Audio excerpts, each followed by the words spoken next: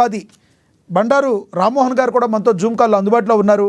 ఇక సింగళూరి వెంకటేష్ గారు న్యాయవాది మనతో జూమ్ కాల్లో అందుబాటులో ఉన్నారు. ముందుగా మనం రాజకీయ విశ్లేషకులు బండారు రామ్మోహన్ గారితో మాట్లాడదాం. రామ్మోహన్ గారు నమస్తే అండి. రామ్మోహన్ గారు.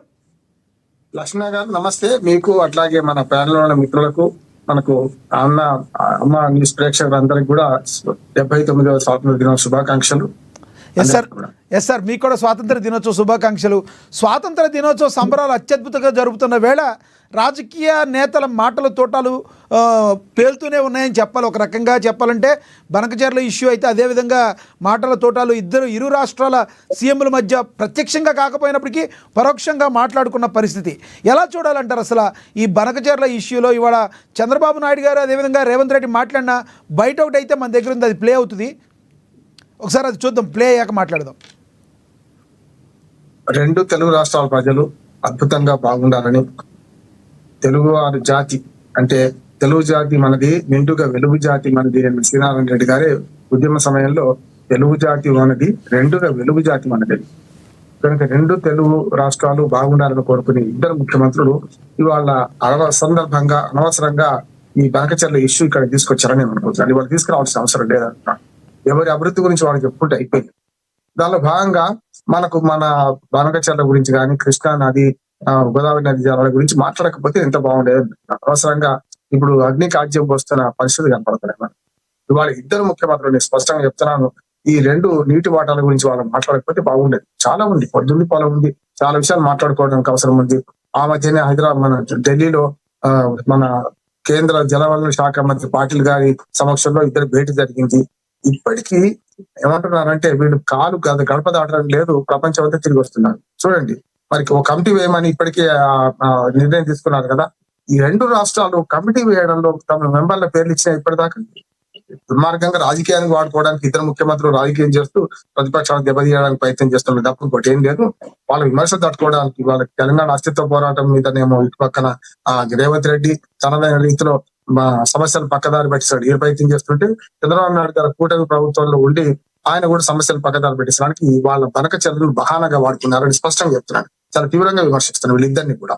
ఇవాళ శుభం గోర్ల పెళ్లి కొడుక అంటే ఇంకేదో కొడినట్టు ఇవాళ భారతదేశంలో రెండు రాష్ట్రాలు, తెలుగు రాష్ట్రాలు పోటీ పడి మరి ముందుకెళ్లాల్సిన అవసరం ఉందని విజ్ఞప్తి చేస్తూ తాము చేసిన పనులు చెప్పుకోవడం బెస్ట్ గానీ ఇప్పటిదాకా బనకచెర్ల మీద కమిటీ వేస్తా అంటే ఇద్దరు మొత్తం కృష్ణా గోదావరి నది బనకచెర్ల మీద కూడా కాదు వేస్తామంటే మెంబర్ల పేర్లు వారు మొదలు ఇవ్వాలి, ఆట వాళ్ళు మందు పెట్టాలని వీళ్ళు మందు పెట్టాలని వాళ్ళు చూస్తున్నారు తప్ప విన్ విన్ సొల్యూషన్ వైపు అంటే ఇద్దరు గెలిచే సొల్యూషన్ వైపు కాకుండా ప్రజలను చీల్చే వైపు పోతున్నారు. దుర్మార్గమైన రాజకీయం అంటున్నారు.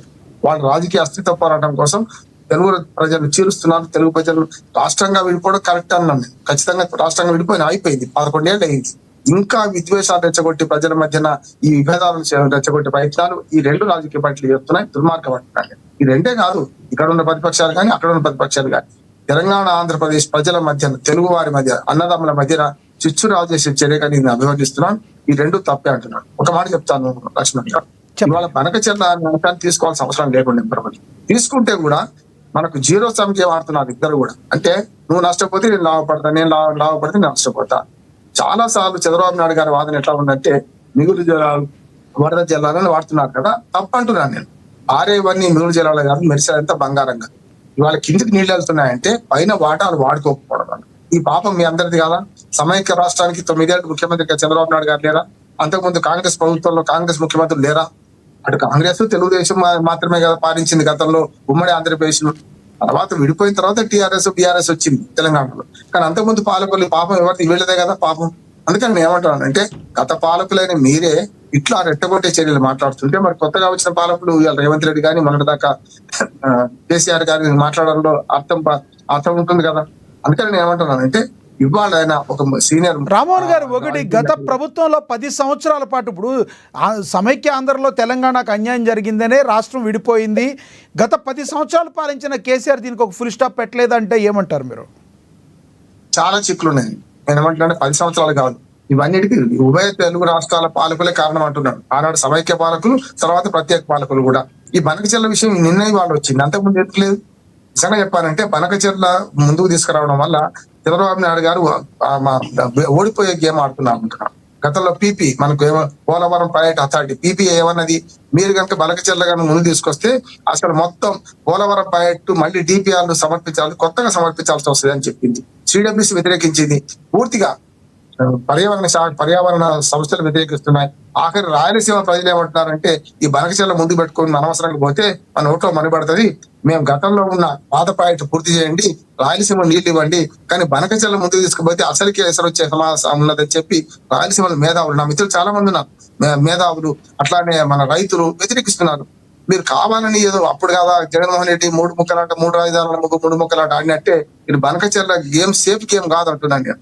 నాకు స్పష్టంగా విన్ సొల్యూషన్ అంటే ఉభయ కృషిలో పరి 2 రాష్ట్రాల ప్రజలకు మేలు జరగాలంటే కేంద్ర ప్రభుత్వం చోద్యం చూస్తున్నది. ఇవాళ బీజేపీ నిందించాలి, మన 10 మంది పంచాయతీ పెట్టి పిట్టపోరు పిల్లి తెరిచినట్టు బీజేపీ ఏం చేస్తుందంటే ఈ 2 రాష్ట్రాల ప్రజలు కొట్టుకోవాలి, ఈ 2 రాష్ట్రాల ప్రజలు ఇట్లాగే ఉండాలి, 2 రాష్ట్రాల ప్రజల మధ్య విద్వేషాలు ఇట్లాగే ఉండాలి. ఇక్కడ మనకు అక్కడ కూటమి ప్రభుత్వం ఉంది, ఇక్కడ కాంగ్రెస్ ప్రభుత్వం దాని వ్యతిరేకమైన ప్రభుత్వం ఉంది, వీటి మధ్యన ఘర్షణ సాగని నష్టమైంది అనుకుంటా. ఇవాటికైనా సరే పచావతి ట్రిబ్యునల్ అవార్డును అమలు చేసే క్రమంలో 960 టీఎంసీల నీళ్లను ఒక్క మాట చెప్తాం సార్, ఆ నీళ్లను తెలంగాణ ప్రాంతానికి కేటాయించాలి. అప్పుడు తాత్కాలికంగా కేటాయించిన కృష్ణానది జలాలను కూడా శాశ్వత పరిష్కారం చూపించాలి. విజేష్ కుమార్ ట్రిబ్యునల్ తీర్పుపై స్టే తీసుకురావడం అఖిల పక్షంలో నేను ఢిల్లీకి వెళ్ళిన వాడిని స్పష్టంగా చెప్తున్నాను మీకు. అంటే ఈ నిపుణులు కాని వాళ్ళు టీఎంపీలకు మనకు క్యూసెక్లకు తేడా తెలియని వాళ్ళు దీని మీద రాజకీయ అంబసర్ చేస్తున్నారు, తప్పు అంటున్నాను నేను. చంద్రబాబు నాయుడు గారు అనుభవజ్ఞుడు, ఇక్కడ రేవంత్ రెడ్డి కొత్తగా ముఖ్యమంత్రి కనుక వీళ్ళిద్దరి మధ్యన సామరస్యం ఎట్లా ఉండాలి? 2 రాష్ట్రాలకు నష్టం కాకుండా ఉందామా? ఎవరికి వాళ్ళు సవాళ్ళు 10 సవాళ్ళు దేశాలు ఏమన్నా దేశాల మధ్య నీటి పంపిణీ